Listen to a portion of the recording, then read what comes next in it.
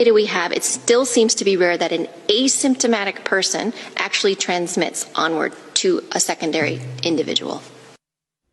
I didn't quite get that. Can I hear that one more time? I'm serious. I could not tell what you just said. From the data we have, it still seems to be rare that an asymptomatic person actually transmits onward to a secondary individual. Still didn't quite get that, but Dr. Samadi went to medical school. He's been listening to doctors all of his life.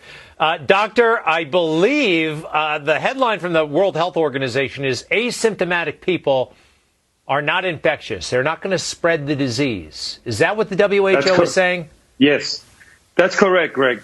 Look, you and I have been going at this since February of this year. We've covered more than hundreds of these segments on Newsmax TV.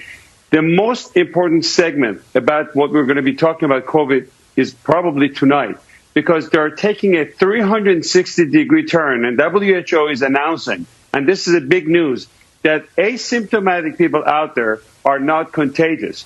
Remember, because we didn't know who would be passing this virus or not, we made everybody do something called social distancing. This is a new word that you've heard of it, and it came to our life a few months ago.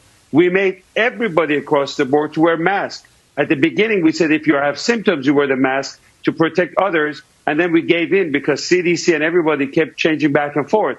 We also made everybody to go for testing. We need 300 million tests the next day, or else we cannot reopen our country. And guess what? This thing this is very important. It's a breaking news that if you are not symptomatic and you don't have any symptoms of fever, chills, shortness of breath, or any of those symptoms we've spoken about, the risk of passing it on to other people and being contagious is very rare. And studies like this comes from a very accurate tracing in countries like Singapore, contact tracing, and it's too bad that these researchers are not, the papers are not making it to Lancet, and mainstream media is not covering to the extent. This is probably one of the biggest news that we've had since coronavirus outbreak. It's good news. That means really we can visit people that we weren't able to visit. You know, you didn't want to go around somebody of a certain age because you could be carrying it without knowing it. This is good stuff. Thank you for that, Doctor. Greg, the big thing is that the panic and hysteria is out the door. We can reopen our America.